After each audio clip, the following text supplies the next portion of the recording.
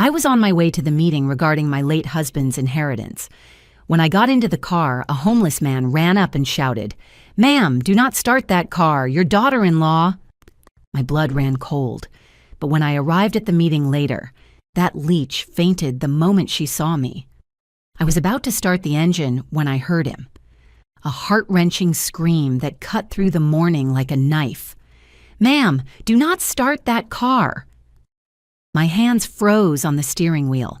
My heart pounded against my chest with such force I thought it would burst out. I turned my head and saw him, a dirty, disheveled man with torn clothes and greasy hair stuck to his forehead. He was running toward me with his arms outstretched, as if trying to stop a tragedy. "Your daughter-in-law was here last night." I felt the air escape my lungs. Sarah? My daughter-in-law Sarah had been near my car? In the early morning?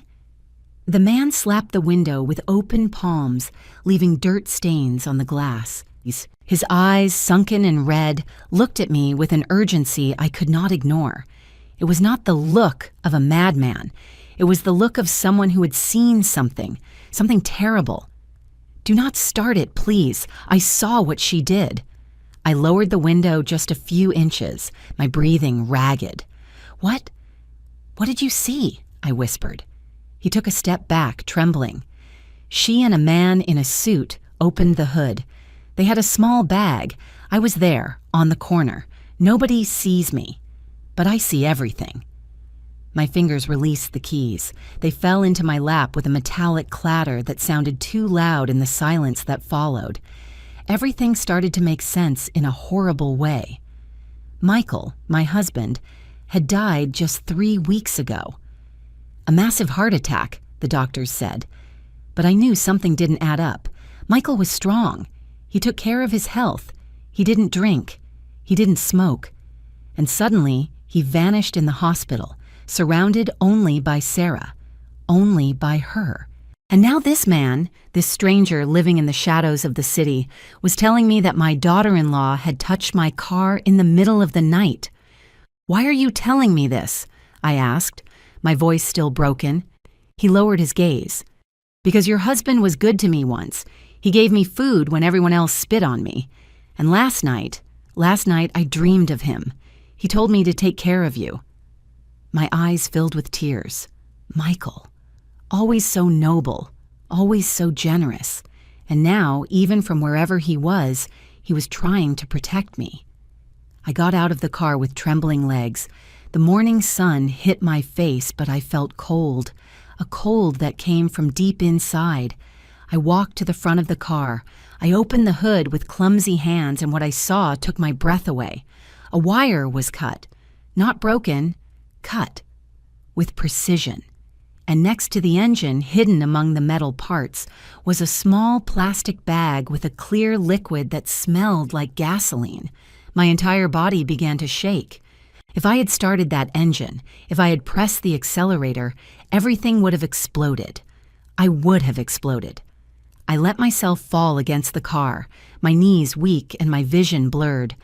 Sarah wanted to kill me. My own daughter-in-law. The woman who hugged my son every night. The one who smiled at me at every family dinner. The one who called me Mom Emily with that sweet and fake voice. She had tried to murder me, and worst of all, I had to go to the notary office. That very morning. To the reading of Michael's will. She would be there, smiling, waiting, believing that I would never arrive. If this story hooked you from the first word, subscribe to this channel, Elderly Stories, to keep discovering life tales that will make you feel, reflect, and never forget. I slammed the hood shut, wiped my tears with the back of my hand, and looked at the man who had just saved my life. "What is your name?" I asked him. "Everyone calls me Skinny, ma'am." "Thank you, Skinny. Thank you for listening to Michael." I took out all the cash I had in my purse. It wasn't much, but it was something. I put it in his hands. "I will be back soon, and when I return, I want you to tell me everything you saw, every detail." He nodded, clutching the bills against his chest as if they were gold. I called a taxi. I was not going to risk my life in that car. Not yet. But as the taxi moved through the city streets, a cold, hard certainty settled in my chest. Sarah had made a mistake. She had underestimated me. She thought I was just an old widow, weak, easy to eliminate, but she was wrong. Because now I knew. And a woman who knows is dangerous. The notary office awaited me. My daughter-in-law awaited me. And I was going to walk through that door as if nothing had happened. But inside, I was already at war. And this time, I was not going to lose. The waiting room smelled of old paper and reheated coffee, beige walls, gold-framed paintings, mahogany desk. Everything seemed designed to give solemnity to the moment, but I didn't feel solemnity. I felt nausea. Sarah was already there when I arrived, sitting next to my son Daniel with her legs crossed and that perfect smile she always used as a mask. She wore a tight black dress, discreet but elegant. Hair pulled back in a low ponytail, pearl earrings, impeccable makeup, the perfect widow, or so she wanted to appear. When she saw me enter, her eyes opened just a split second more than normal. It was an almost imperceptible gesture, but I saw it. I saw the surprise. I saw the fear. She didn't expect me to arrive alive. "Mom!" Daniel stood up immediately and hugged me. His body was tense, heavy. My son had aged 10 years in 3 weeks. He had deep circles under his eyes, an unkempt beard, and when he pressed me against his chest, I felt him trembling. "My love," I whispered, rubbing his back. "I am here." Sarah also stood up. She walked toward me with measured, almost theatrical steps and hugged me with that fake warmth that already turned my stomach. "Mom Emily," she said with a soft voice, "it is so good you made it. We were worried." Her hands on my back were cold, her perfume too sweet, and when she pulled away, our eyes met for an instant too long. I didn't look away. She did. "Well, let's begin." Mr. Roberts, a man in his 60s with thick glasses and a blue tie, opened a leather folder on the desk. "I know this is a difficult time for the family, but it is necessary to fulfill the last wishes of Mr. Michael." Beside him, the young lawyer, Gerald Stone, took notes silently from the corner. I sat in front of the desk, Daniel to my right, Sarah to my left, so close I could hear her breathing. Mr. Roberts began to read. At first, everything seemed normal. The main house remained in my name, the personal bank accounts too. Some land out in the Midwest would be divided between Daniel and his sister Sophia, who lived in Seattle and couldn't come. But then came the part that made me feel as if the floor opened beneath my feet. And in accordance with the testamentary disposition modified on August 12th of last year. Mr. Roberts paused and looked at me over his glasses. Yes, the properties located downtown, the warehouse in the industrial district, and the apartment in the city center remain in the name of Mrs. Sarah Miller. Silence. A silence so heavy I could feel it crushing my chest. "What?" My voice came out barely as a whisper. Mr. Roberts cleared his throat uncomfortably. It was a modification made by Mr. Michael 3 months before his passing, signed before a notary. Here is the documentation. He pushed some papers toward me. My hands trembled so much I could barely hold them. There it was, Michael's signature, his name, the date. But something didn't add up. Michael would never have hidden something like this from me. He would never have left properties worth millions to Sarah without even mentioning it to me. We were a team. We always were. "Mom, Dad mentioned it to me," Daniel said softly. "Sarah had been a great support to him in the last few months. He wanted to secure our future." I turned to my son with a torn heart. "And you knew, and you didn't tell me anything?" Daniel lowered his gaze. "I didn't want to worry you. I thought Dad would tell you when the time was right." Sarah put her hand over Daniel's, a possessive gesture, marking territory. "Emily, I know this is a surprise," she said with that controlled, almost compassionate voice. "But Michael trusted me. He knew I would take care of Daniel, and of you too, of course." Her words were poison wrapped in velvet. I got up from the chair. My legs felt heavy as if I were carrying stones. I need air. I left the room before anyone could stop me. The hallway was narrow and cold. I leaned against the wall, trying to breathe, trying to think. 3 properties, millions of dollars, in Sarah's name. And she had tried to kill me that same morning. Why? What more did she want? What more did she have left to take from me? The answer came clear, brutal. She wanted everything. I heard footsteps behind me. It was Sarah. She came out of the room with that unbreakable smile, as if nothing in the world could touch her. "Emily, I understand you are surprised, but this is what Michael wanted. We should respect his will, don't you think?" I stared at her fixedly. Every muscle in my body was tense. "Were you near my car last night?" Her smile faltered, only for a second, but it was enough. "What? No, why would I?" "Someone saw you." Her eyes hardened. The mask was beginning to crack. "I don't know what you are talking about, Emily.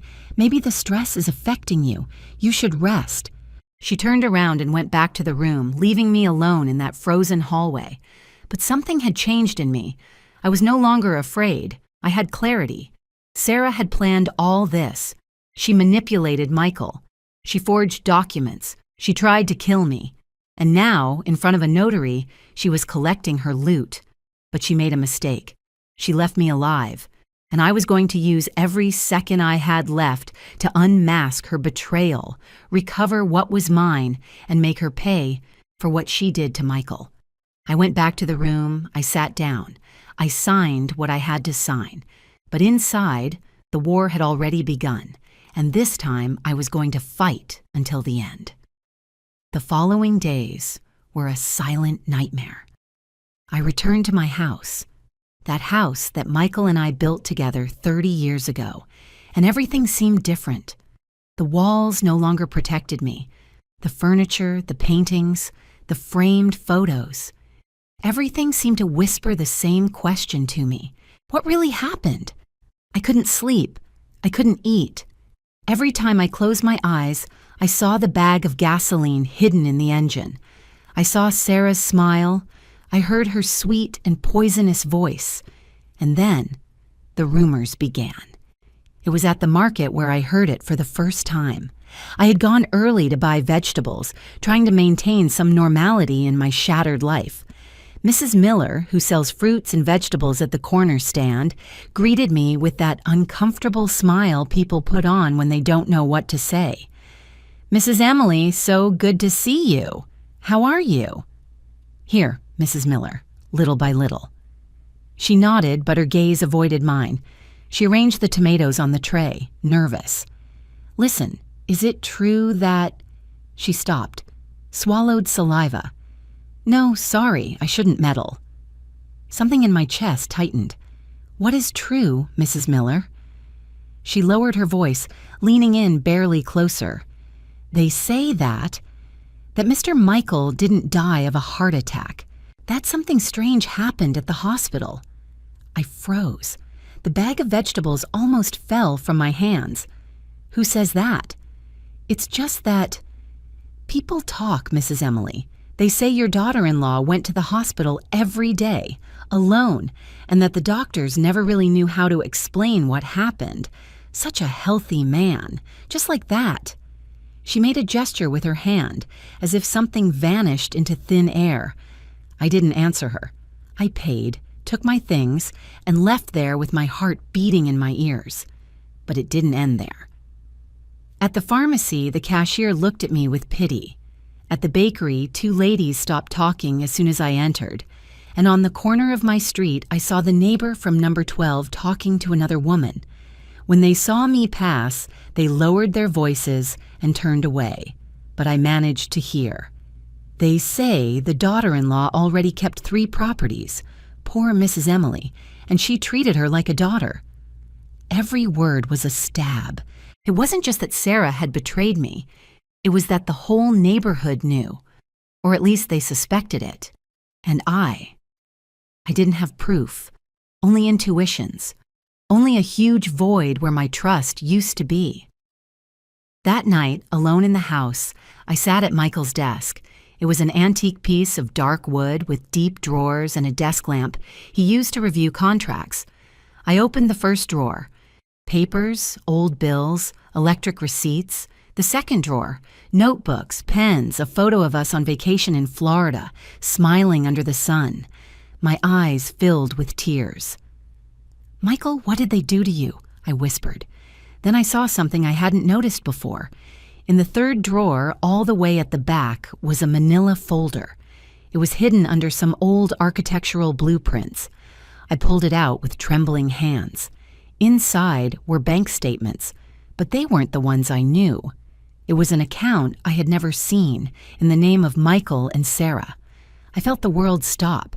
Bank movements, transfers, $200,000 withdrawn in August, another $100,000 in September, and then, just a week before Michael died, another transfer of $300,000, $800,000 in total. $600,000 moved before his death and $200,000 after, without my knowledge. I checked the dates. I compared them with my calendar. All those transfers were made on days when I was away, visiting my sister upstate or on a spiritual retreat. Sarah had waited for the perfect moment. And Michael? Did Michael know? Or had she fooled him too? My hands trembled so much the papers crinkled between my fingers. Then the phone rang. It was an unknown number. I hesitated but answered. "Mrs. Emily Johnson?" "Yes, who is speaking?" "This is Dr. Vance. I worked at St. Raphael Hospital when your husband was admitted." My breath caught. "What do you need, doctor?" There was a long pause. Too long. "I need to speak with you, in person. There is something that should have been investigated at the time, but no one wanted to listen to me." My heart pounded so hard I felt the pulse in my temples. "What are you talking about?" "About your husband's final hours, about what we found in his blood, and about who was with him when everything happened." I closed my eyes. Tears ran free, hot, furious. "Tell me where and when." "Tomorrow at 3 p.m. in the coffee shop across from the hospital. Come alone." He hung up. I stayed there, sitting at Michael's desk, with the bank statements scattered in front of me and the phone still in my hand. The rumors were true. Something horrible had happened, and everyone knew it, but no one dared to say it out loud, except me. Because I was no longer going to stay silent. Tomorrow I would find out the truth, the whole truth. And if Sarah had killed my husband, if she had poisoned his last days of life to steal everything from me, then she would also have to pay. It didn't matter how long it took me. It didn't matter how much it hurt. Michael deserved justice, and I was going to give it to him. That night, I couldn't sleep. I stayed awake in bed, staring at the ceiling, remembering, trying to find the exact moment when everything began to crumble. The moment Sarah stopped being the loving daughter-in-law and became this. And then I saw it clearly. It was 4 years ago.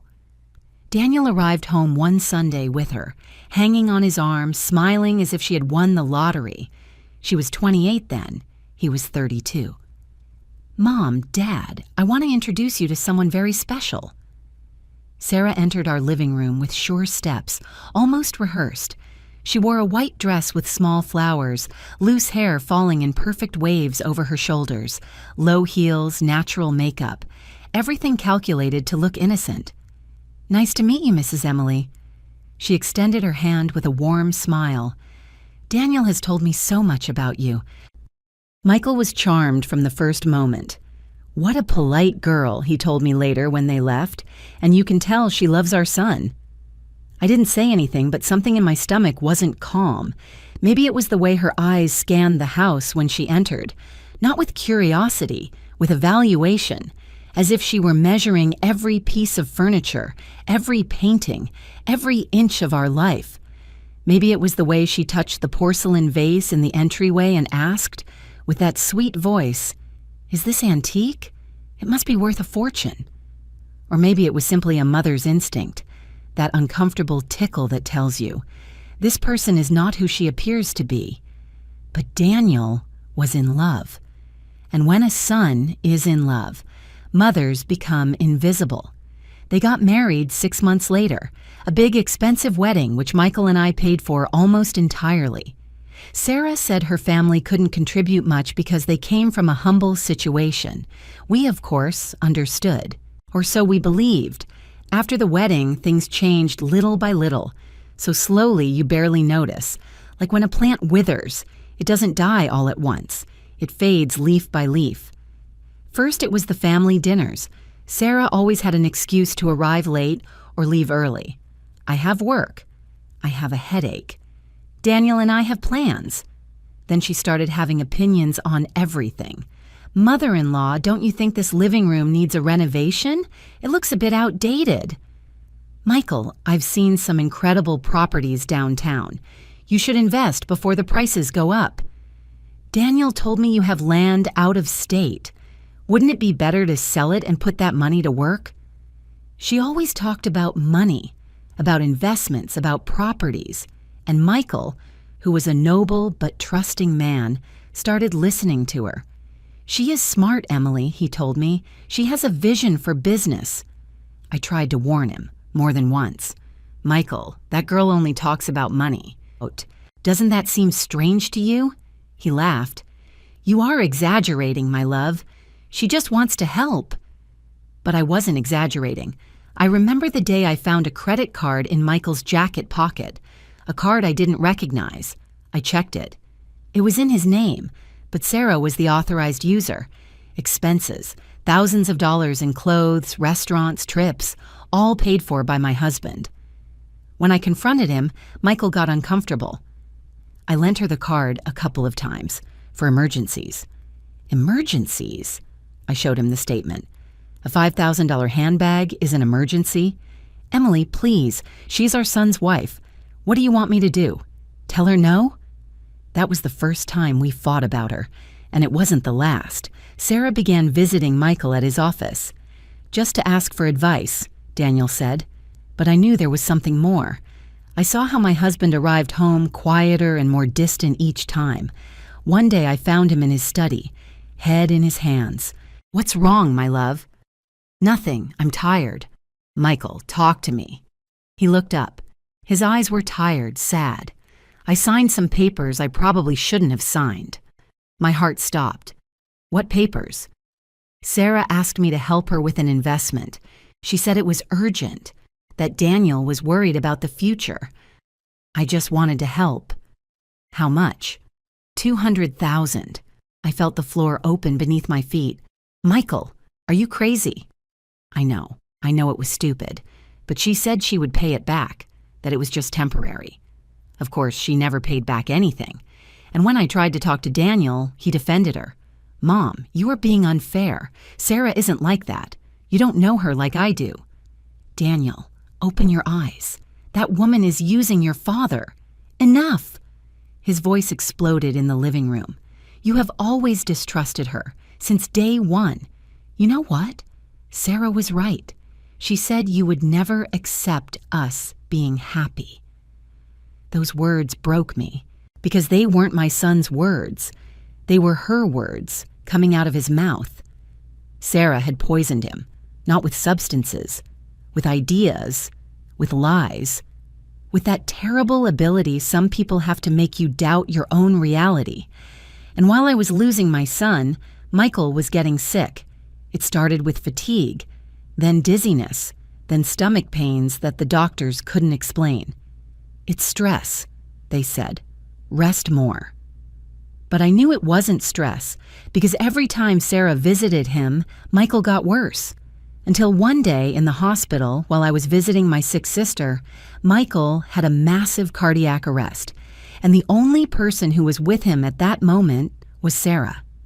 Now, sitting in my bed, with cold sheets and a silent house, I understood everything. Sarah hadn't entered this family for love. She had entered to destroy us. And worst of all, she had succeeded. But there was still one thing she couldn't take from me: my will to fight. Tomorrow I would meet with Dr. Vance Tomorrow, I would know the truth about what happened in that hospital. And when I had the answers, Sarah would discover she underestimated the wrong woman. Because a mother can forgive many things, but she will never, ever forgive the one who snatched away the love of her life. And I had just decided that forgiveness was no longer an option. The next morning, I woke up with an icy certainty in my chest. I needed proof. I needed something concrete, tangible, that couldn't be ignored or dismissed as widow's paranoia, something that even Daniel couldn't deny. And that something was in my garage. I went downstairs still in my robe, with my hair in a messy braid. The sun was just beginning to sneak through the windows, dyeing everything pale orange. The house smelled of stale coffee and silence. I made myself a cup of tea that I didn't drink. My hands were shaking too much. At 8 in the morning, I called Sam. He had been Michael's trusted mechanic for over 20 years, a man in his 60s with grease-stained hands and honesty that was bulletproof. If anyone could tell me the truth about what was in my car, it was him. "Mrs. Emily?" His voice on the other end of the line. "How are you? I'm so sorry about Mr. Michael." "Thank you, Sam. I need you to come to my house. It is urgent." "Is something wrong with the car?" "I don't know. That is what I need you to tell me." There was a pause. "I'm on my way." He arrived half an hour later in his beat-up truck that smelled of burnt oil and cigarettes. He brought his toolbox and that serious expression he put on when things were important. "Show me the car, ma'am." I led him to the garage. My gray sedan was parked in the same spot where I left it after Skinny's scream. I hadn't touched it since then. I hadn't dared. Sam crouched in front of the hood, opened it carefully, and for several minutes said nothing. He just checked, touched, moved wires. His frown grew deeper and deeper. "Holy God," he murmured. My stomach contracted. "What is it?" He took a small flashlight from his pocket and shone it into the engine. Then he turned to me with an expression I had never seen on him. Pure fear. "Mrs. Emily, did you start this car after parking it here?" "No. Someone warned me not to."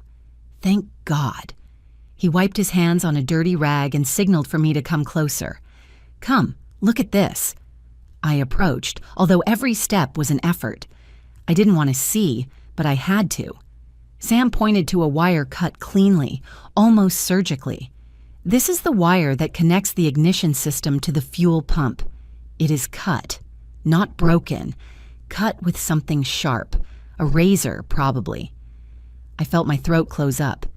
And what does that mean? That someone wanted the car not to start immediately, that you would insist, that you would try several times. Why? He pulled something out with tweezers. It was a small plastic bag placed over the exhaust manifold. The ignition wire was severed with a blade, a setup compatible with secondary ignition and instant explosion. My breath stopped. What would have happened if I had insisted on starting it? Sam looked me straight in the eyes. The heat would have melted the bag. The liquid would have fallen onto the hot engine, and with the sparks from the starter... He paused. "It would have exploded, Mrs. Emily. You would have exploded." My legs failed me. I had to lean against the garage wall to not fall. The world was spinning. "Are you sure?" "Completely. This is not an accident. This is not vandalism by some idiot kid. This is..." He swallowed saliva. "Attempted murder." The words hung suspended in the air, heavy as stones. Attempted murder. Someone had wanted to kill me. Someone had planned for me to burn to death inside my own car, in my own garage, with no witnesses, no escape. And that someone was Sarah. "Sam," my voice came out as a broken whisper, "I need you to document all this. Photos, videos, whatever is necessary." I was already thinking that. He took out his cell phone. "I'm going to record everything, and then we should call the police."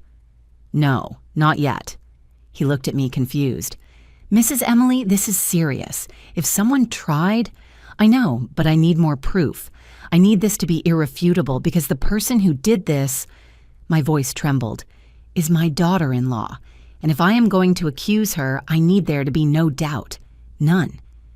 Sam closed the hood carefully, as if the car were a bomb that could still explode. "Your daughter-in-law? Sarah?" I nodded. A homeless man saw her. He saw her and another man here in the early morning tampering with the car. Sam shook his head, incredulous. "My God, but why? What does she gain with everything?" Tears began to roll down my cheeks. She gains everything. The inheritance, the properties, total control over my son. If I disappear, she keeps it all. Sam cursed under his breath. He put away his tools with brusque movements, furious. "This isn't going to stay like this, Mrs. Emily. I won't let anything happen to you." "Nothing is going to happen to me," I said, wiping my tears with the back of my hand, "because now I know what she is capable of, and I'm not going to give her another chance." Sam finished recording everything. He sent the videos to my cell phone, every cut wire, every angle of the melted bag, every inch of evidence. "What are you going to do now?" he asked me before leaving. "I'm going to meet with someone, a doctor who worked with Michael at the hospital, and then I'm going to build a case so solid that not even the best lawyer in the world can defend her." Sam put a hand on my shoulder. "Mr. Michael would be proud of you." Those words broke me and rebuilt me at the same time. When he left, I stayed in the garage, looking at that car that almost became my coffin, and something inside me changed forever. It wasn't just pain I felt, it was fury. A cold, calculated, relentless fury. Sarah had tried to erase me from this world. She had tried to turn me into ashes to keep everything Michael and I built, but she made a fatal mistake. She underestimated me. She believed a 68-year-old widow would be easy to eliminate. She believed no one would listen to me. She believed she could get away with it. But she was about to discover that the most dangerous woman in the world is the one who has nothing left to lose. And I had just lost everything. I saved the videos. Later, Ralph would present them to the police. Now I had only one mission left, to get justice. And I wouldn't stop until I saw her pay for every tear, every lie, every betrayal. The game was just beginning. And this time, I would make the rules. I had 3 hours before my meeting with Dr. Vance. 3 hours that I decided to use to find Skinny. He was the only person who had seen Sarah that night, the only witness to her crime, and I needed his full testimony, every detail, every word he could remember. Because if I was going to face her, I needed weapons, and witnesses are the best weapons. I left my house with the sun already high in the sky.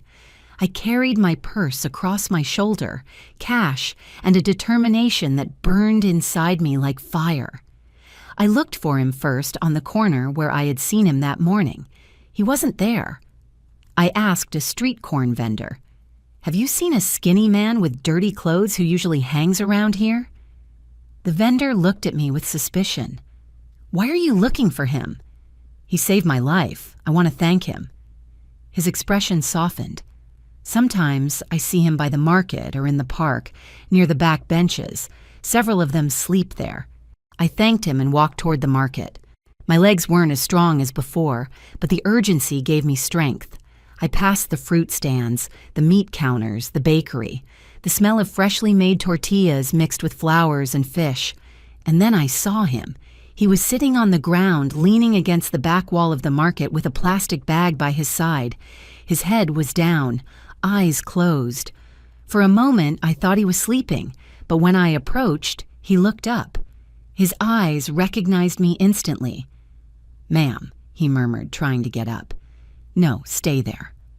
I crouched in front of him, ignoring the pain in my knees.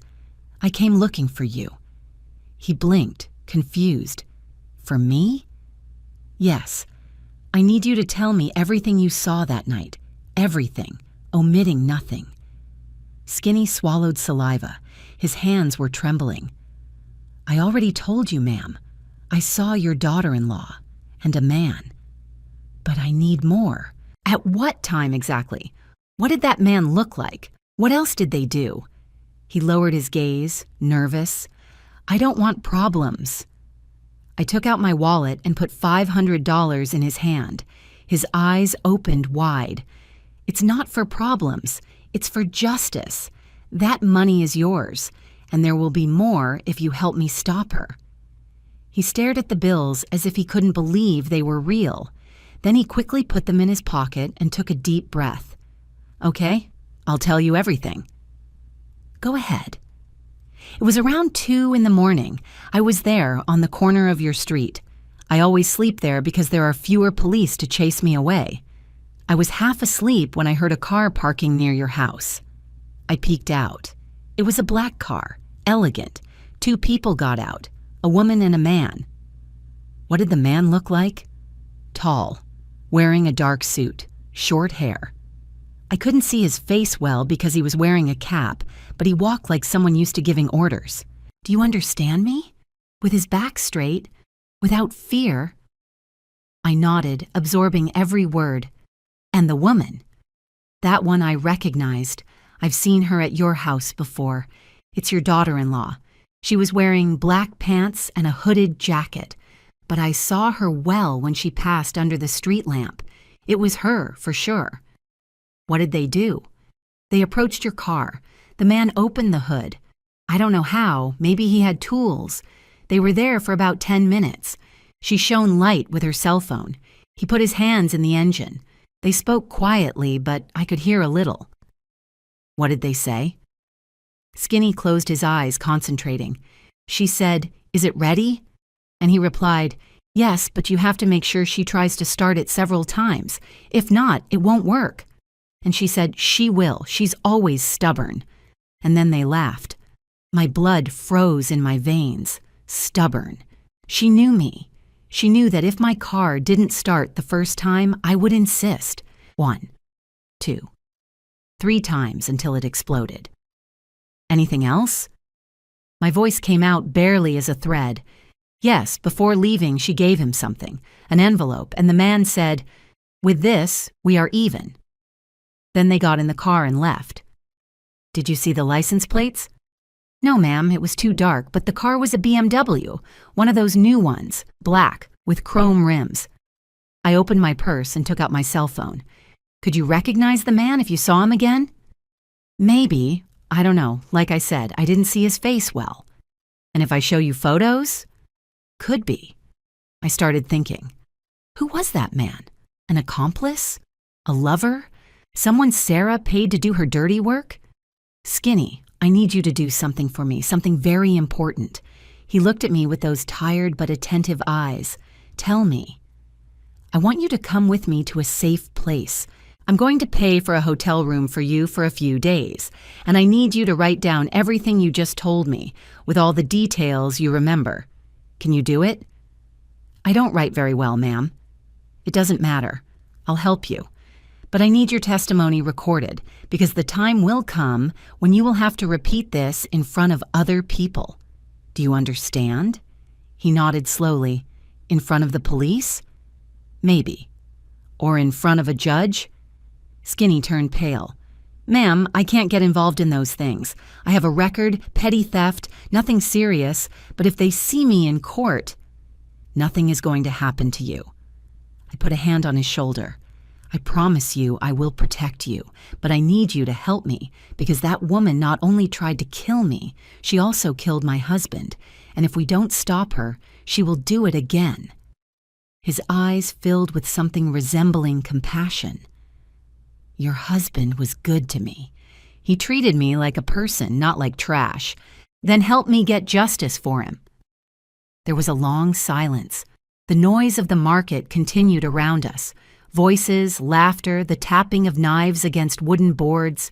But in that little corner, it was just him and me, connected by a terrible truth. Finally, Skinny nodded. "Okay, I'll do it." I helped him up. He was lighter than I thought. Pure skin and bones. I took him to a modest but clean hotel near downtown. I paid for a week. I bought him new clothes, soap, food. And that afternoon, sitting in the small room smelling of detergent, we wrote his testimony together. Every word, every detail, every second of that cursed night. When we finished, I took a photo of him with my cell phone, holding it in his hands, his signature at the bottom. "Keep it safe. I told him. "This paper can change everything." He folded it carefully and put it under the mattress. "Ma'am, do you really think this will do any good?" I looked him straight in the eyes. "Skinny, you are the only person in the world who saw what she did. You are invisible to society, I know. But right now, you are the most important person in my life because you have the truth, and the truth always, always ends up winning." He smiled for the first time. A broken smile, but real. "Thank you for believing me, ma'am. Thank you for having the courage to speak." I left the hotel with a lighter heart. I had a witness. I had proof of the car. And in an hour, I would have the answers about what happened at the hospital. Sarah had built her empire on lies, but I was about to tear it down piece by piece until nothing was left. I arrived at the coffee shop across from the hospital 15 minutes before 3. I sat at a table by the window from where I could see the entrance of St. Raphael. That white 5-story building, which once seemed like a place of hope, now looked like a mausoleum. Inside there, Michael had died. Inside there, Sarah had let him die. I ordered a coffee that I didn't drink. I just held it between my hands, feeling the heat of the disposable cup, trying to calm the trembling that wouldn't go away. At 3 sharp, a man entered the coffee shop. 50-something years old, graying hair, medical coat under a gray jacket, round glasses, serious look. He searched for me with his eyes. When he saw me, he nodded. He approached my table and extended his hand. "Mrs. Emily, I am Dr. Vance. Thank you for coming." He sat in front of me, ordered a black coffee, and for a moment said nothing. He just looked at me, evaluating me, as if trying to decide if I was strong enough to hear what he had to say. Finally, he spoke. "I shouldn't be here. What I am going to tell you could cost me my job, maybe even my license, but I can't keep quiet anymore." My heart beat faster. "Tell me the truth, please." He took a thin folder out of his backpack. He put it on the table and opened it carefully. Inside were printed pages, medical studies, charts. "Your husband arrived at the hospital on September 18th. He complained of dizziness, abdominal pain, nausea. We thought it was acute gastritis. We admitted him to hydrate him and run tests." I nodded. I already knew all that. During the first 2 days, his condition was stable. Uncomfortable, but stable. But then, he paused. He started to get worse. Fast, too fast. What happened? His vital signs began to fail. Tachycardia, irregular blood pressure, mental confusion, and the strangest thing, his blood tests showed elevated potassium levels, much higher than normal. And what does that mean? Severe hyperkalemia can cause a sudden cardiac arrest. But the strange thing is, he had no medical reason to have those levels. He wasn't diabetic. He didn't have kidney problems. He wasn't taking medications that justified it. I felt something cold run down my back. "Are you saying that?" "I am saying that someone could have administered potassium externally, in high doses, without anyone noticing." The coffee shop seemed to spin around me. Who? How? I don't know. But I know who had unlimited access to his room. Who was with him the last hours of his life? Who was there when no one else could be? "Sarah." He nodded slowly. "Your daughter-in-law." "Yes." I covered my mouth with my hands. Tears sprang forth uncontrollably. I couldn't breathe. I couldn't think. Michael hadn't died of a natural heart attack. They had murdered him, and I wasn't there to protect him. "Why didn't you say anything?" My voice came out broken, desperate. "Why didn't they investigate it?" Dr. Vance lowered his gaze, ashamed. I tried. I spoke with the hospital director. I showed him the tests. I told him something didn't add up. But he told me we couldn't make accusations without solid proof, that an autopsy needed the family's consent. And your daughter-in-law, she refused. The lawyer Stone advised that cremation would be the most dignified and sanitary option, Dr. Vance continued. Daniel signed trusting his word. What? He said he didn't want to desecrate his father-in-law's body, that it was disrespectful, that Michael would have wanted to rest in peace, and your son supported her. I closed my eyes. Daniel, my own son, had blocked the investigation without knowing it. Then they cremated him, I whispered. Yes, and with that, any possibility of proving what happened was lost. I stayed silent. The noise of the coffee shop felt distant, unreal. Voices, cups clinking, the steam from the coffee machines.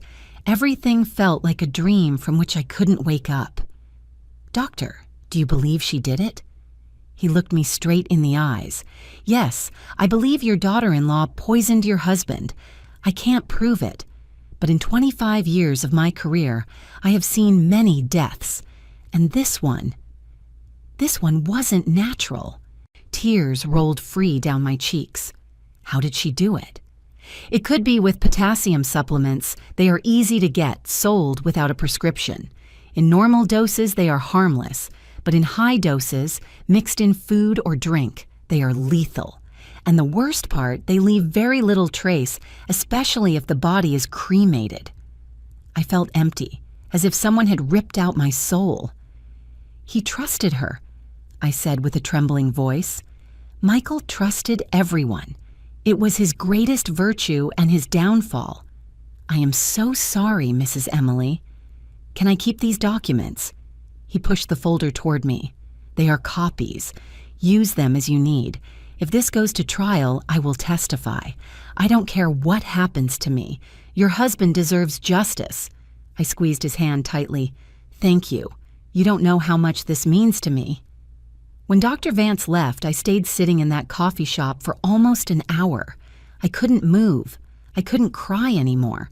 I was just there, looking out the window, watching people enter and leave the hospital, worried families, sick people walking slowly, doctors in a hurry, and me, a 68-year-old widow carrying the weight of an unbearable truth. Michael had been murdered. My husband, the love of my life, the father of my children, had been slowly poisoned by the woman we trusted, the woman we called family. And worst of all, my son still didn't believe me. Daniel had called me paranoid. He had told me to stop inventing things. He had told me Sarah was innocent. How do you tell a son his wife is a murderer? How do you destroy his world to save the truth? I got up from the table. I paid. I went out to the street. The cold afternoon air hit my face, but I didn't feel it. I walked aimlessly for a while. I passed in front of a church. I hesitated. I hadn't entered one in years. But something pushed me inside. The interior was almost empty. Only an older lady praying in the first row and the smell of incense floating in the air. I sat on a back bench and looked toward the altar. Michael, I whispered, I couldn't protect you. Forgive me. Tears returned, silent, bitter. But I swear to you by what I love most that she is going to pay. I swear it. Even if it costs me everything I have left, she is going to pay. I left the church with swollen eyes, but with something new in my chest. Purpose. It wasn't just pain I felt anymore. It was determination. Sarah had destroyed my family. She had killed my husband. She had tried to kill me, but she made a fatal mistake. She underestimated me. She believed an older woman alone, without power, would be easy to eliminate. But she was wrong, because pain can break you, or it can turn you into something stronger than you ever imagined. And I had just decided that my pain was not going to destroy me. It was going to be my weapon. And with that weapon, I was going to get justice, even if it was the last thing I did in this life. That night, I didn't sleep. I stayed awake at the dining table, surrounded by papers, photos, bank documents, everything spread out like the pieces of a macabre puzzle, and me in the center, trying to put together the complete picture of betrayal. But I knew I couldn't do it alone. I needed professional help, someone who knew how to move in the shadows, someone who could find what I couldn't see, and I knew the perfect person, Ralph Carter. He had been Michael's partner more than 15 years ago in the first construction projects. A brilliant, meticulous man with that rare ability to see what others ignore. But after a legal problem that almost ruined him, Ralph left the business world and dedicated himself to something else. Private investigation. Michael always said Ralph had the nose of a bloodhound, and I needed exactly that. I called him at 7 in the morning. "Emily?" His voice sounded surprised. "How long has it been? I am so sorry about Michael. He was a great man." "Thank you, Ralph. I need to see you. It is urgent." There was a pause. "Are you okay?" "No, but I will be. Can you meet me today?" "Tell me where." 2 hours later, we were sitting in a discreet restaurant downtown. Ralph arrived with a worn leather briefcase and that penetrating gaze that had always intimidated me a little.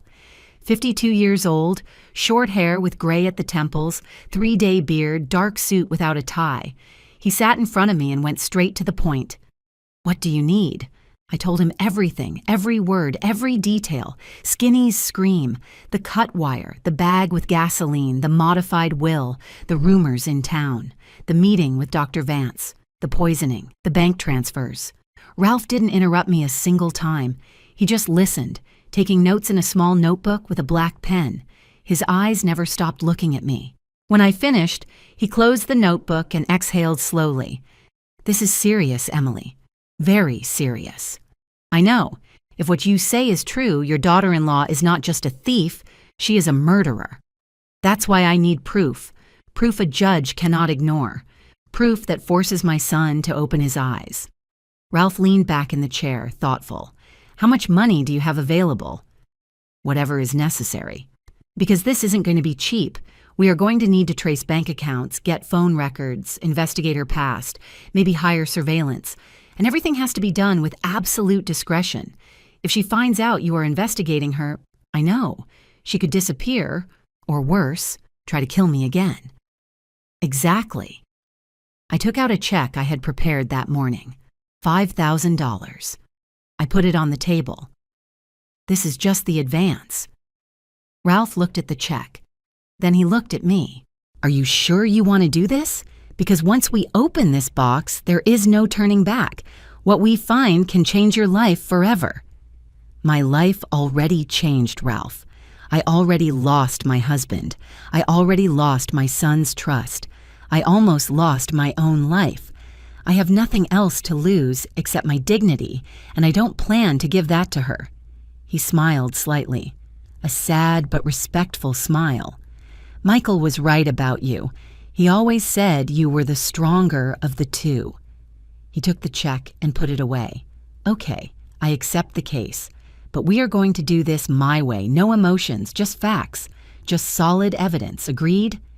"Agreed." During the next 10 days, Ralph worked in silence.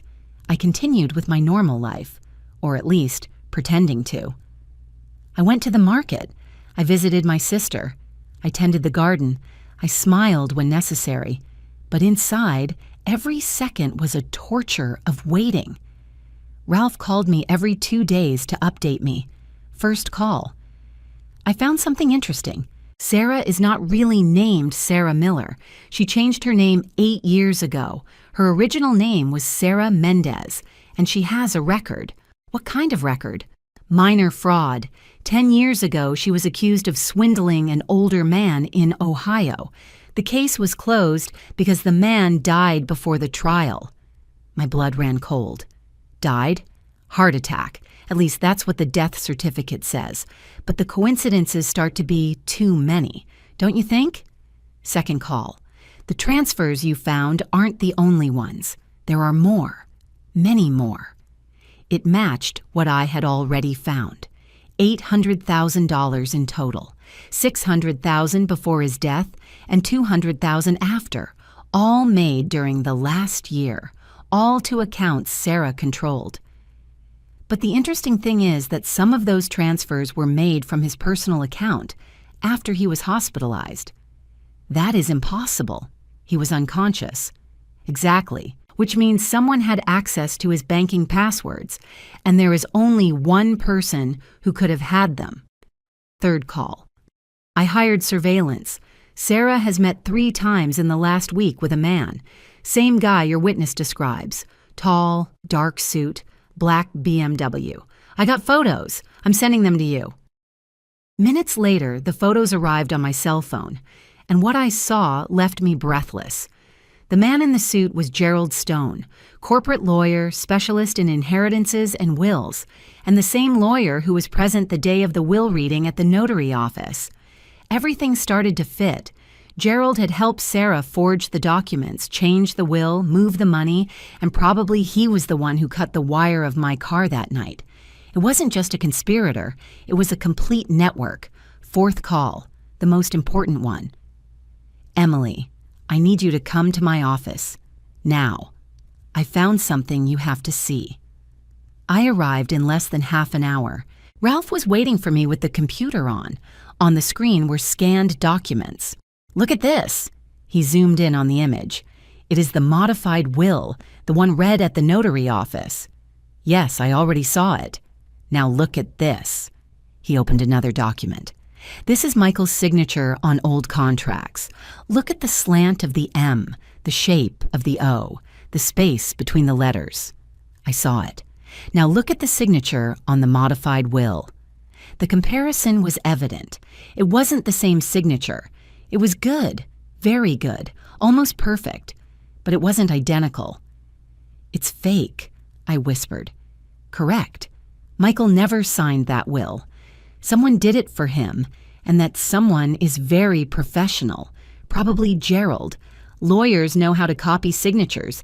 It is part of their forensic training. I felt my legs trembling. This is enough, right? With this, we can go to the police. Ralph shook his head. It is a good start, but it is not enough for an arrest. We need more. We need a confession, or at least something that ties them directly to the crime. And how do we get that? He looked at me with that intensity that gave me chills. By setting a trap for them. My heart beat faster. What kind of trap? One they cannot refuse. One where they feel safe, where they let their guard down, and where every word they say is recorded.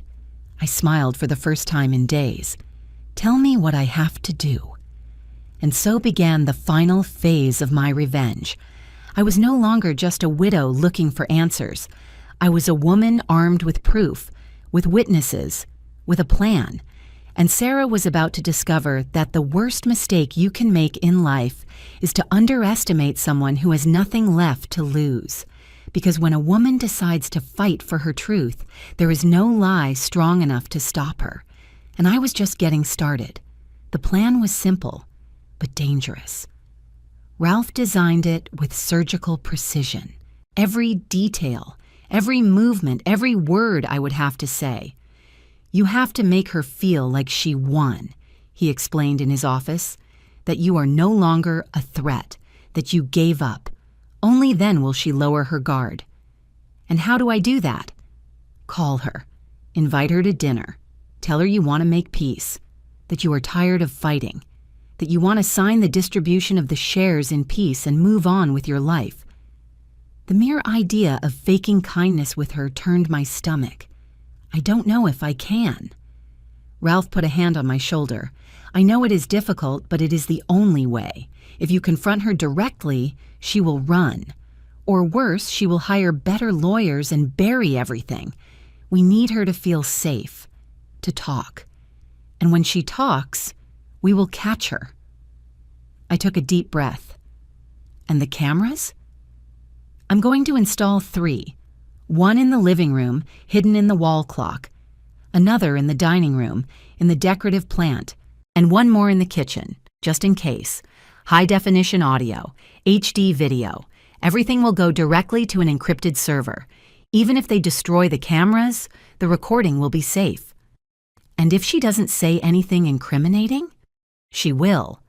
People like Sarah can't resist bragging, especially when they think they won. You just have to provoke her subtly, ask casual questions, let her ego do the rest. He gave me a list of key phrases I should mention during dinner. Phrases like, Michael always trusted you. I never understood why he changed so much in his last months. Sometimes I wonder what really happened at the hospital. The car. How lucky I didn't start it that day. Each one designed to plant doubt, to provoke a reaction so Sarah couldn't help but defend herself, or better yet, justify herself. I practiced in front of the mirror for 2 days. Kind smile, voice tired but reconciling, gestures of defeat. It had to be perfect because if she suspected anything, everything would fall apart. Finally, on a Thursday afternoon, I called her. My hand trembled when I dialed her number. Emily? Her voice sounded surprised. Sarah, hi, how are you? Good. And you? I didn't expect your call. I know, I need to talk to you. And with Daniel.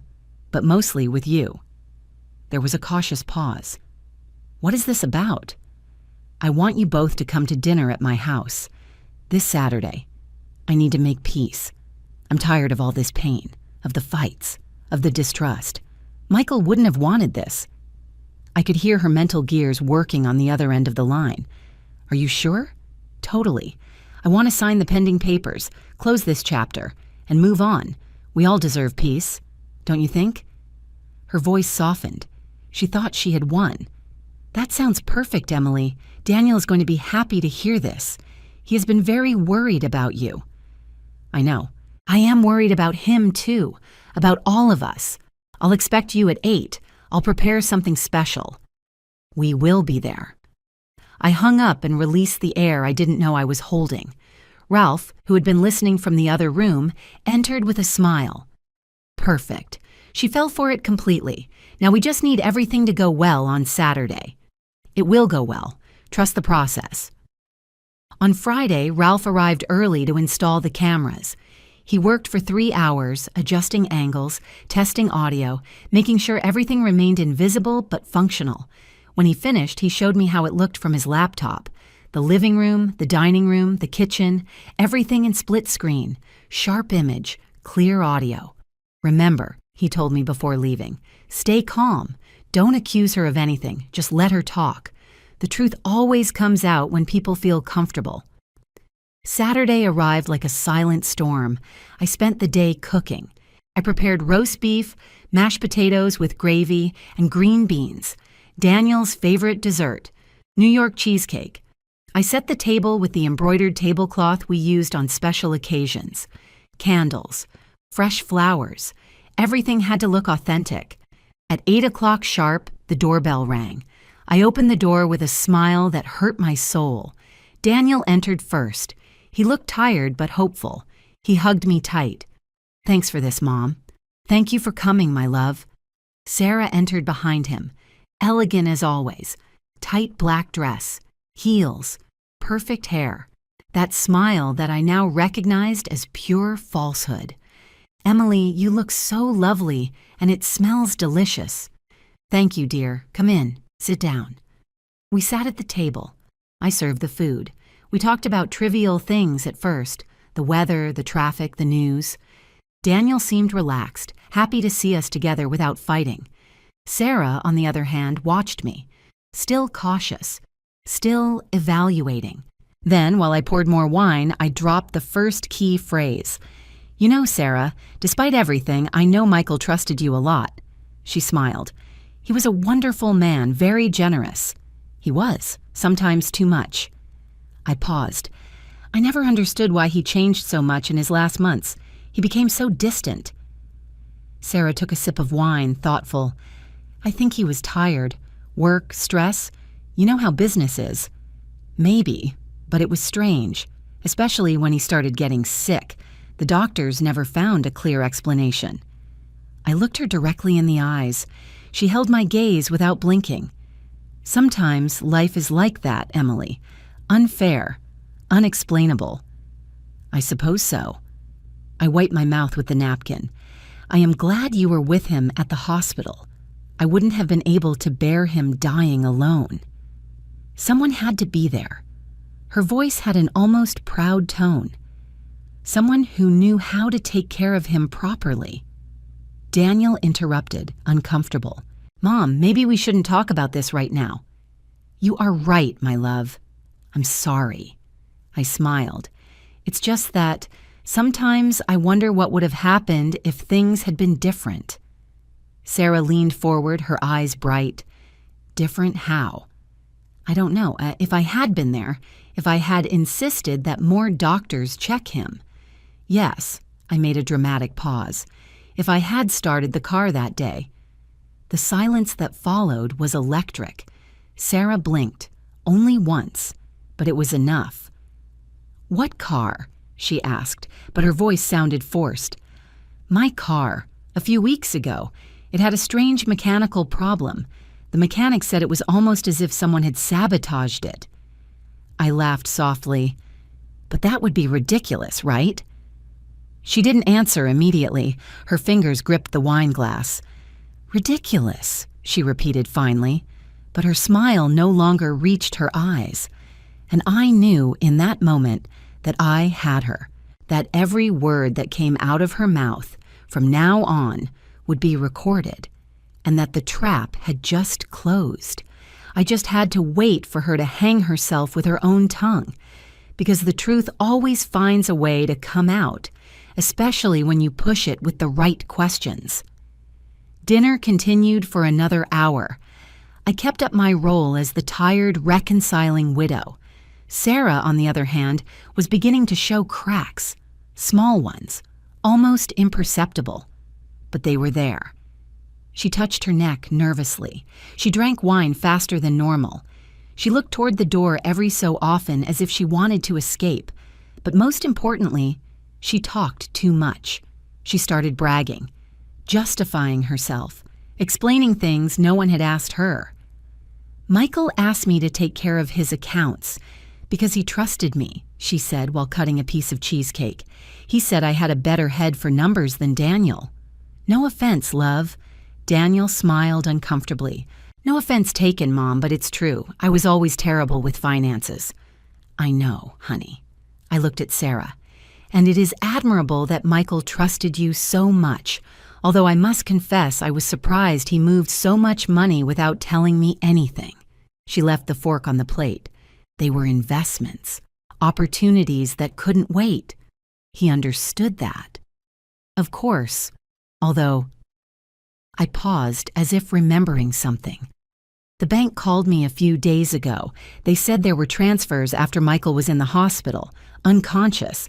How strange, right?" Sarah went rigid. "They must be wrong. Banks make mistakes all the time."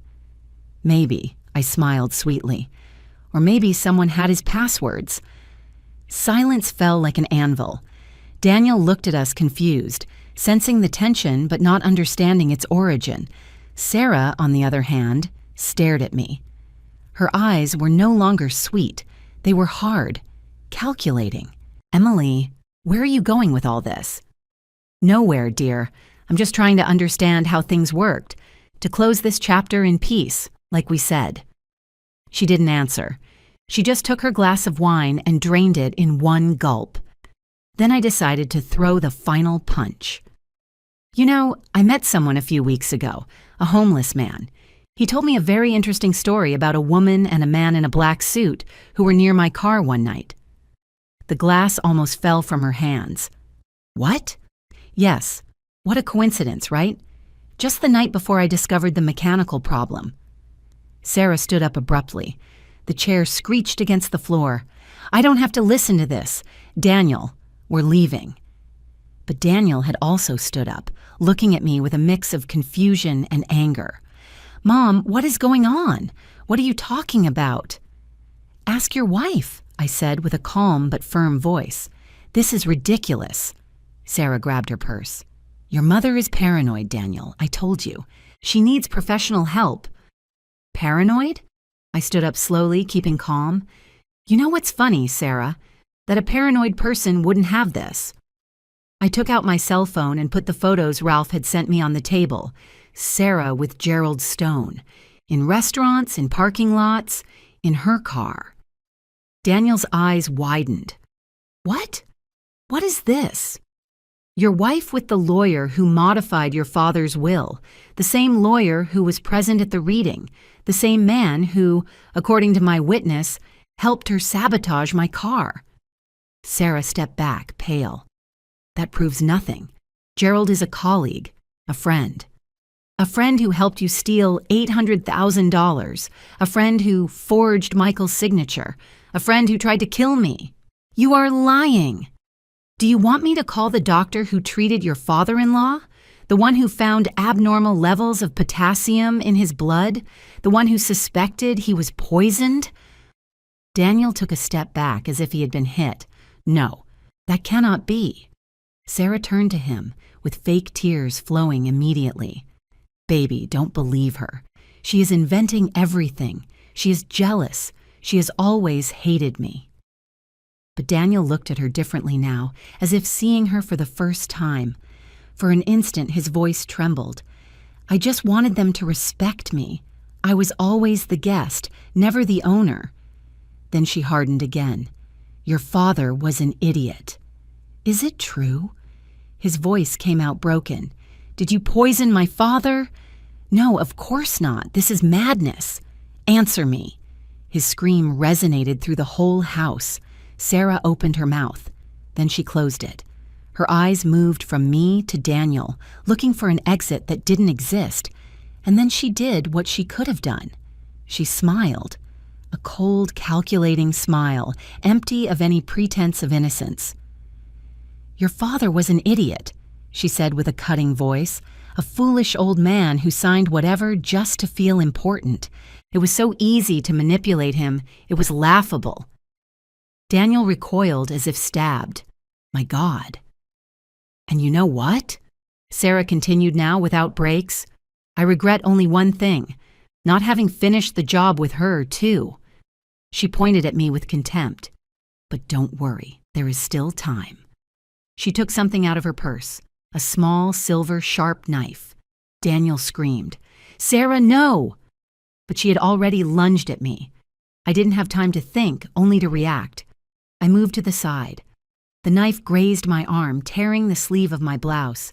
And then, the front door burst open. Ralph ran in, followed by 2 uniformed police officers. Get on the ground, drop the weapon, one of them shouted while pointing at Sarah. Ralph, without losing his cool, showed the agents that the cameras were transmitting everything in real time to the secure server. Sarah froze. The knife fell from her hands. Her face went from hate to panic in a second. The police subdued her, handcuffed her. As they dragged her toward the door, she screamed, This is a trap! She provoked me! They set me up! Ralph approached me. Are you okay? I nodded, still trembling. You recorded everything, right? Every word, every movement. It's on the server. Irrefutable. Daniel was sitting on the floor, head in his hands, sobbing like a child. I knelt beside him and hugged him. I'm sorry, son. I'm so sorry. I didn't know. His voice was a broken whisper. Mom, forgive me. I didn't believe you. I thought you were... Shh. It's over. It's over. The police took Sarah away. Her screams faded into the distance. Ralph approached with a serious expression. They are going to arrest Gerald Stone, too. With the recordings and the bank evidence, both are going to spend many years in prison. And the fake will? It will be invalidated. Everything will go back to how it should have been from the beginning. The properties, the money, everything returns to you and your children. I closed my eyes. Relief hit me like a wave. It wasn't joy I felt. It was justice. Michael could rest in peace, and I finally could breathe. The nightmare was over. But I knew the wounds would take a long time to heal, because recovering your life is one thing. Recovering your son's trust is another. And that night, hugging Daniel on the floor of my dining room, I knew the real work was just beginning. Not revenge, but reconstruction. And that, I would discover later, was the hardest of all. Several weeks passed since that night of the trap. Time was no longer measured in days, but in hearings and statements. The following months were a hurricane of lawyers, statements, hearings, and papers. Sarah was formally charged with fraud, forgery of documents, attempted homicide, and although they couldn't prove it completely due to the cremation of the body, conspiracy in Michael's death. Gerald Stone, the accomplice lawyer, was arrested in his office 2 days later. The evidence was overwhelming. The recordings, the bank transfers, and the testimony of Skinny, the homeless man who saw it all, sealed the guilt of both. They had no defense. The trial lasted 4 months. I attended every hearing, sitting on the same bench, wearing the same dark clothes, staring at Sarah every time she entered the room handcuffed. She never returned my gaze. Her lawyer tried everything. He alleged temporary insanity, then psychological manipulation, then that I had provoked her, that it was all self-defense. But the recordings didn't lie. The cameras had no bias. And the jury, 12 people who didn't know her, saw the same thing I had seen from the beginning. An unscrupulous woman, capable of anything for money. The day of the verdict, the room was full. Family, journalists, curious onlookers attracted by the scandal. Daniel was sitting next to me, pale, with his hands clasped on his knees. He had lost so much weight in those months that he looked like a different person. When the judge asked the jury for their verdict, the silence was absolute. "Have you reached a verdict?" "Yes, Your Honor." "How do you find the defendant, Sarah Miller, on the charges of fraud, forgery, and attempted homicide?" "Guilty, on all charges." I heard Daniel let out a trembling sigh. I felt nothing, just a strange emptiness, as if something inside me had turned off and couldn't be turned on again. The judge struck the gavel. The sentence will be 18 years in prison without the possibility of parole before serving at least 12 years. 18 years. Sarah was 32. She would get out at 50, if she got out. I saw her stand up, handcuffed, escorted by 2 officers. For a moment, she turned her head toward me. Our eyes met. There was no rage in her look. There was no regret, just emptiness. And then they took her out of the room. Gerald Stone received 15 years. His career destroyed. His reputation in ruins. After the sentencing, Ralph was waiting for me in the courthouse hallway. "Justice was served," he said. I nodded, but I couldn't smile. "Why don't I feel better?" He put a hand on my shoulder. "Because justice doesn't erase pain, Emily. It only closes the circle. The rest you have to do yourself." He was right. 2 weeks later, the fake will was officially annulled. The 3 properties Sarah had stolen were returned to my name. The $800,000 she had moved were tracked and recovered. Everything Michael built during his life returned to where it always should have been, with his legitimate family. But the money didn't matter to me anymore. What mattered to me was something else. One Sunday afternoon, Daniel came to visit me. He brought flowers. White lilies, my favorites. We sat on the terrace under the soft afternoon sun, with the sound of birds in the background. For a long time, we didn't speak. Finally, he broke the silence. "Mom, I will never be able to ask for enough forgiveness." "You don't need to." "Yes, I do."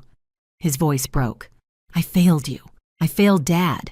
I let that woman destroy everything. And the worst is that I didn't believe you. I called you paranoid. I turned my back on you when you needed me most." I put my hand over his. "You were in love, and love blinds. I know that better than anyone." "It's no excuse." "No, but it is an explanation." I looked him in the eyes. "Son, Sarah didn't just fool you. She fooled us all. She was very good at what she did. Too good. And you just wanted to be happy. There was nothing wrong with that." Tears rolled down his cheeks. "How can you forgive me?" "Because you are my son. And because I know your father would have forgiven you too. He loved you. And wherever he is, I know he only wants to see you happy." Daniel broke down. He cried like he hadn't in years, and I hugged him. Like when he was a child, like when he fell and came running to seek comfort in my arms, because that never changes. A son will always be your son, no matter how much time passes, no matter how many mistakes he makes. A mother's love has no conditions. That same month, I made a decision. I sold 2 of the properties Sarah had tried to steal. With that money, I created a trust fund for my grandson, Daniel's son, who was barely 6 years old. an innocent child who had lost his grandfather and would now grow up without a mother. I wanted to make sure he was protected, that he had a future, that Sarah's lies wouldn't ruin his life too. The rest of the money I donated. Part went to St. Raphael Hospital with the condition that they improve their security protocols for vulnerable patients. Another part went to a homeless shelter, because Skinny had saved my life.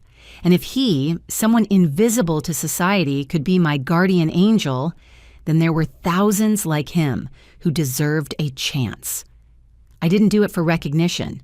I did it because Michael would have done the same, and because I finally understood something that had taken me a lifetime to learn.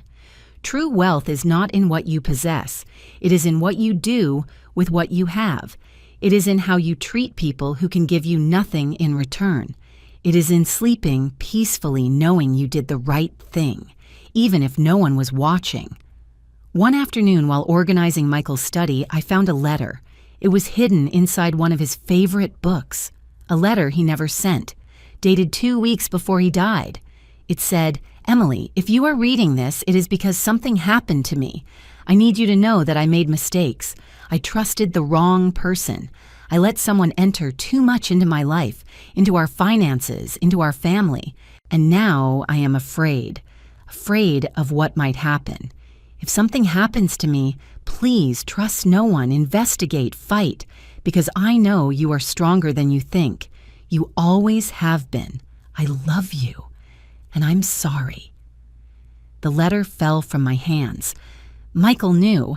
On some level, he knew Sarah was dangerous, and he had tried to warn me. But he didn't arrive in time. I sat in his chair, surrounded by his books, by his scent that still impregnated the leather of the desk, and I cried. Not of sadness, but of closure. Because finally I could tell him, "It's done, my love. I did what I had to do. I defended you. I defended us. Now you can rest." And I felt for the first time since his death that he truly rested. That justice, although late, although incomplete, had arrived. And that I, a 68-year-old woman who had been underestimated, betrayed, almost murdered, I had won. Not with rage, not with revenge, but with dignity. And that, I discovered, was the most powerful victory of all. 6 months after the trial, one December morning, I woke up with a need I couldn't ignore. I had to see him, Skinny, the man who, without knowing it, had changed the course of everything, the man who, with a single desperate scream, had saved my life and unleashed justice. I hadn't seen him in a while. After the trial, I had gotten him a job at a small cleaning company. I had paid for a modest room in a small apartment complex. I had given him money for clothes, food, medicine, but I had never said thank you. Not really. Not in the way he deserved. I looked for him for 2 days. He wasn't at his job. He wasn't in his room. No one had seen him. And then, one cold afternoon, I found him, in the same place where it all began, the corner of my street, sitting against the wall with the same tattered clothes as always, despite everything I had given him. I approached slowly. He looked up and recognized me. "Mrs. Emily." "Skinny, I have been looking for you." He smiled with sadness. "I'm sorry, it's just, I couldn't stay in the room. I couldn't stay at the job. I don't fit there. The street is my home. It always has been." I sat beside him.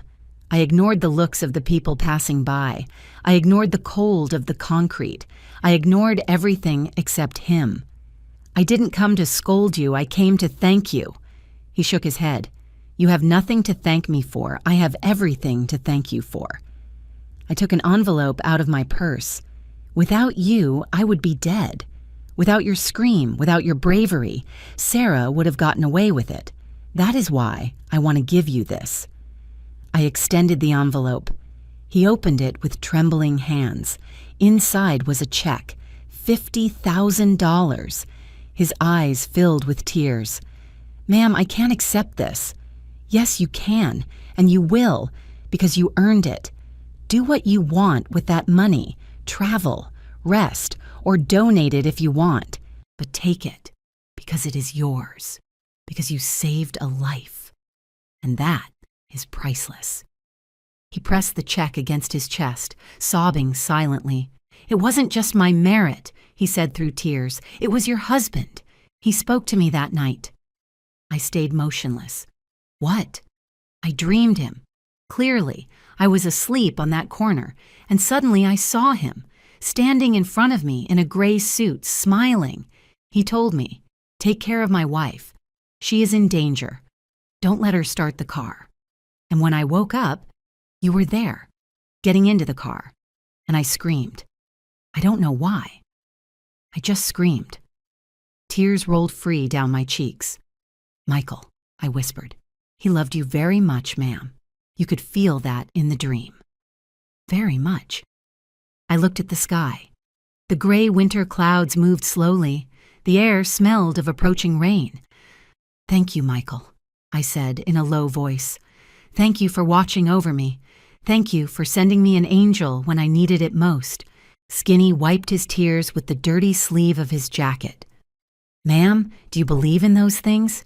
In dreams? That the dead watch over us?" I looked him in the eyes. Before, I didn't believe.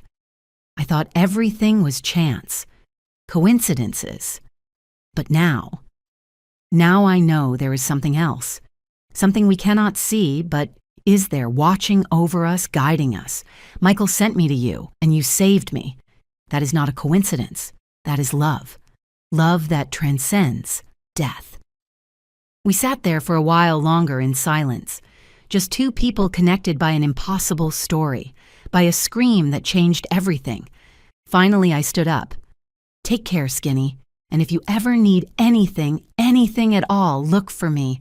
I will always be here for you."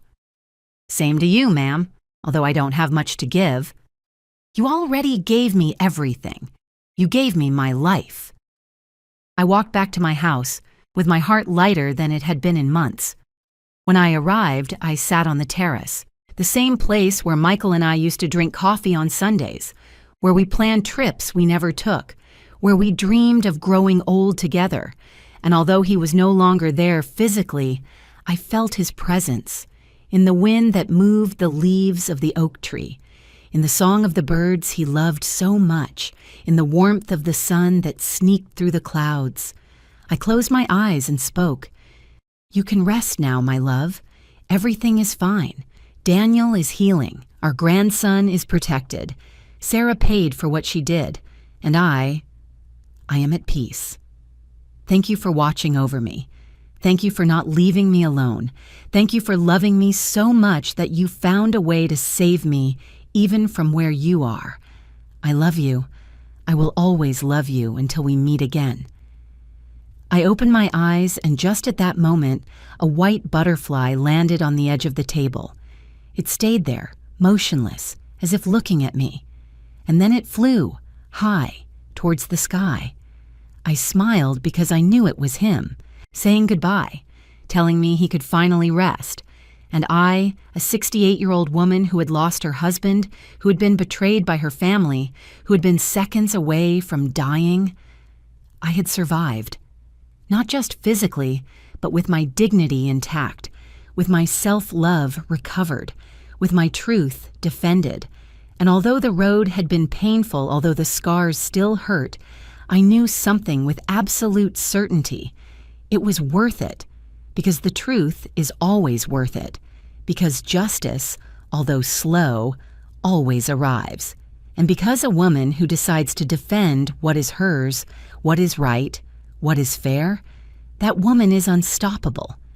And I had just discovered that I had always been that woman. I just needed everything taken from me to realize it. My love finally left. This story touched my heart in a way I never imagined, because it reminded me that it doesn't matter how old you are, it doesn't matter how many times you have been underestimated, it doesn't matter how much pain you carry, you always have the power to get up, to fight for your truth, to claim your dignity. And you? Have you ever had to face a family betrayal? Did you ever have to defend yourself when no one believed you? Leave me your comment. Tell me your story. Tell me where you are watching me from, because every story matters. Every voice counts. And together we form a community of people who don't give up. If this story moved you, if it made you feel something, if it left you thinking like it, share it with someone who needs to hear it. And subscribe to continue sharing real-life stories that remind you that you are never, never alone. Because true wealth is not in what you possess, but in what you do not allow them to take from you. And the most valuable thing you have is your dignity. Never, never sell it. See you in the next story. With love, your storyteller who never gives up.